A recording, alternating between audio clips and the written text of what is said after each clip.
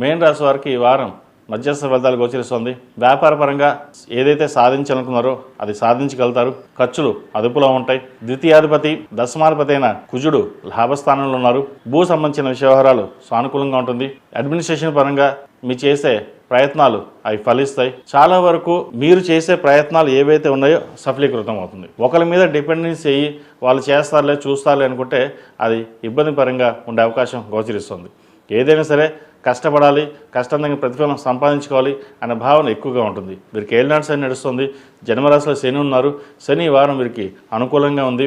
కష్టం తగిన ప్రతిఫలం తప్పకుండా లభిస్తుంది.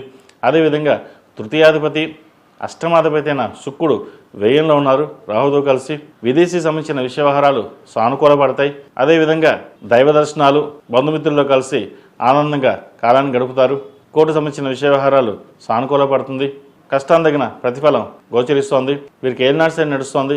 8 శనివారాలు శనికి తైలాభిషేకం చేయించుకోవడం చెప్పదగినది. సాఫ్ట్వేర్ రంగంలో ఉన్న వారికి, రియల్ ఎస్టేట్ రంగంలో ఉన్న వారికి, బ్యూటీషియన్స్, ఆన్లైన్ సాఫ్ట్వేర్ రంగంలో ఉన్న వారికి, అదేవిధంగా ఈ కామర్స్లో ఉన్నవారికి, చిరుస్థాయి వ్యాపారస్తులకు చాలా అనుకూలంగా ఉంటుంది.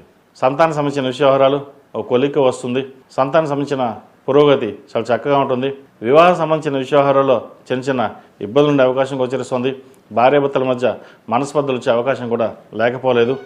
ఎందుకంటే చతుర్థ సప్తమాధిపతి అయిన బుధుడు వ్యయంలో ఉన్నారు. రాహుతో కలిసి, శుక్రుడితో కలిసి ఒక రకమైన వైరాగ్యం కూడా వచ్చే అవకాశం గోచరిస్తుంది. దూరంగా ఎటైనా వెళ్ళిపోదామా అనే భావన కూడా ఉంటుంది వీరికి. అయితే ఒక మాట కట్టుబడి మనం ఇలాగే ఉండాలి అనే ఆలోచన ఏదైతే ఉంటుందో చూస్తారా, అది మిమ్మల్ని ముందుకు నడిపిస్తుంది. మనం ఏదైనా సరే నిలబడాలి, కష్టపడాలి అనే ఆలోచన మిమ్మల్ని స్థాయిని నిలబెడుతుంది. కాబట్టి దైవదర్శనం చక్కగా ఉంది. ఏదైనా కార్యక్రమం ప్రారంభించేటప్పుడు ఆ భగవంతుడు మీ నామస్మరణ చేసుకుని ముందుకు వెళ్ళండి, మంచి ఫలితాలు ఉంటాయి. ఈ రాశిలో మించిన విద్యార్థులకు కాలం అనుకూలంగా ఉంది. విదేశీ విద్యకు సంబంధించిన వ్యవహారాలు సానుకూలపడుతుంది. అదేవిధంగా ఈ రాశిలో నిర్మించిన స్త్రీలకు వ్యాపారపరంగా, ఉద్యోగపరంగా అనుకూలంగా ఉంటుంది. దూర ప్రయాణాల విషయంలో కొన్ని జాగ్రత్తలు తీసుకోవాలి. ఆరోగ్యం పట్ల కొన్ని జాగ్రత్తలు తీసుకోవాలి. స్కిన్కి సంబంధించి, యూట్రస్ సంబంధించిన సమస్యలు ఉండే అవకాశం గోచరిస్తోంది.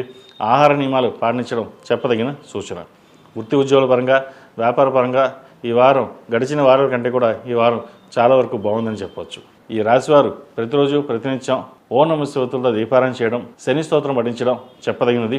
అదేవిధంగా శనికి తైలాభిషేకాలు చేయించి నల్ల నువ్వులు దానంగా ఇవ్వండి. అదేవిధంగా వస్త్రదానం కూడా చేయడం చెప్పదగిన సూచన. ఈ మహాశివరాత్రి పర్వదినాన శనికి రుద్రాభిషేకం చేయించడం చెప్పదగిన సూచన. ఈ రాశిలో జన్మించిన వారికి కలిసి వచ్చే సంఖ్య 2, కలిసి వచ్చే రంగు బ్లూ. ఏదైనా పని మీద బయట వెళ్ళేప్పుడు సోమవారం కానీ బుధవారం అడిగిన వెళ్ళండి, మంచి ఫలితాలు సంప్రాప్తిస్తాయి. మేషం నుండి మీనం వరకు ఉన్నటువంటి రాశి ఫలితాలు నా పరిజ్ఞానం సహకరించే మేరకు ఈ వారం రాశి ఫలితాలను తెలియజేశాను. సర్వే జనా సుఖినో భవంతు, లోక సమస్త సుఖినో భవంతు. ఓం శాంతి శాంతి శాంతి.